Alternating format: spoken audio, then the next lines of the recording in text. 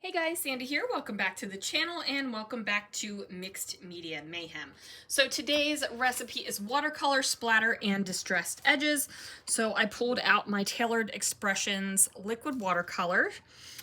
For splatter, I also have my Ornament Gold Chroma Mist from Brutus Monroe, and for distressed edges, I'm going to be using my Some Assemblage Required edge distressor.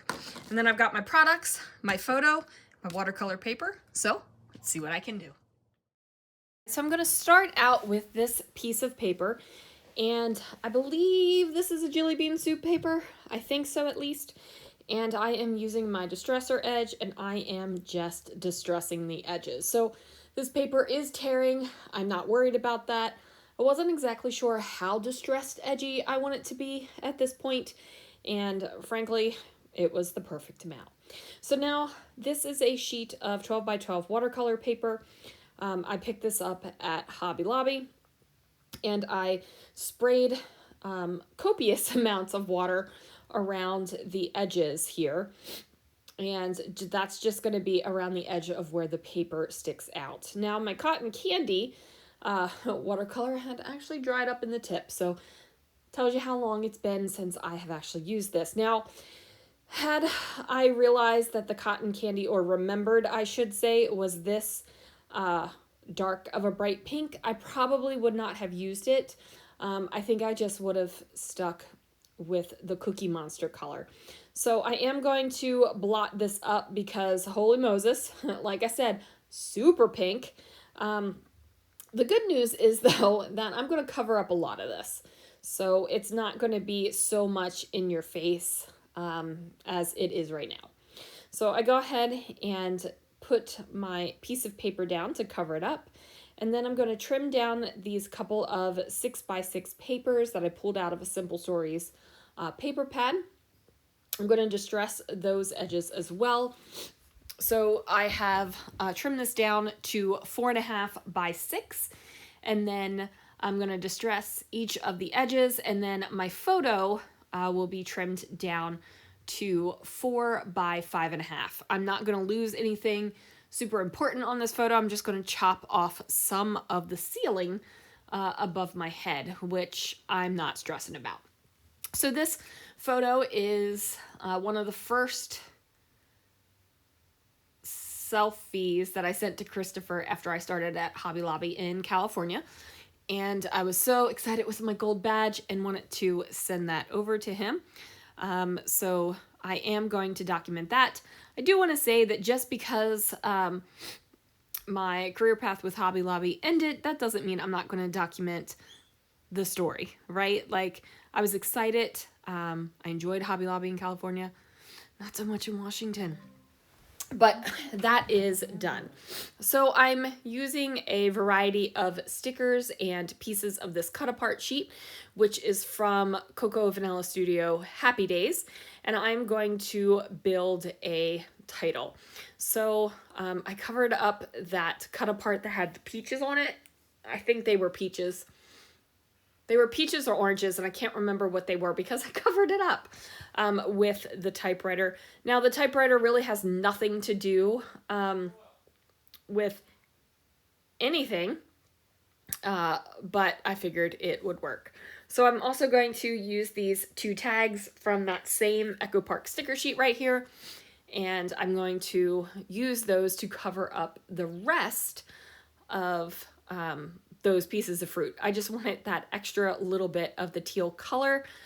It just felt like I needed it. And as you can see, I've covered up a majority of it, but I felt like I needed that extra little bit of color, so I made it work. Plus, I would never use that fruit thing. Like, it's just not something that I'm attracted to style-wise for scrapbooking, but the color, definitely. So I am also using some Rosie Studios puffy stickers that say, "Oh, hey." And let me tell you, these white puffy stickers are gorgeous. They are the soft puffy stickers, not puppy stickers. And they feel so good, and I love them so much. And side note, just going to throw this in there, they are in the Scrapping Reflections shop. Okay. Yes, that was definitely an ad. for my own shop. Okay, so I am going to go ahead and use some of these cut apart labels to have a base for my words to kind of sit on.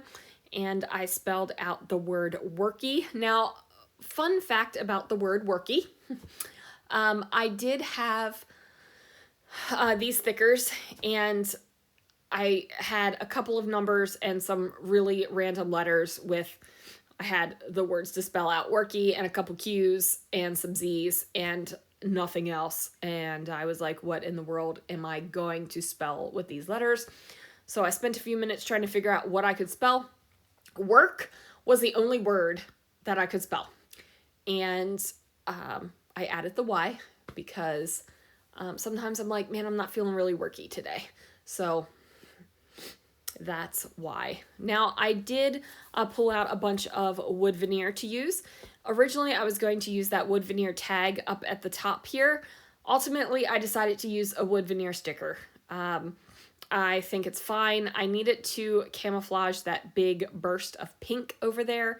Unfortunately, I did not camouflage the big burst of pink over here on the right-hand side. I could have built some layers and some things to camouflage that, but ultimately I left it because there's so much going on the left-hand side of the page, like left to center, and not a whole lot on the right. I felt like it balanced it out a little bit more. I could, like I said, I could have balanced it out by adding layers and covering up some of that pink, but I think the weight of the pink color versus the weight of everything I had on this side balances anyway, so I wasn't too worried about it. So now I am using these Doodlebug letter stickers, and I am placing them down on one of those cut apart labels from that same Cocoa Vanilla Studio sheet. And I end up spelling out Feelin with an apostrophe instead of feeling. I felt like since I was using worky as a word, probably Feelin was okay too.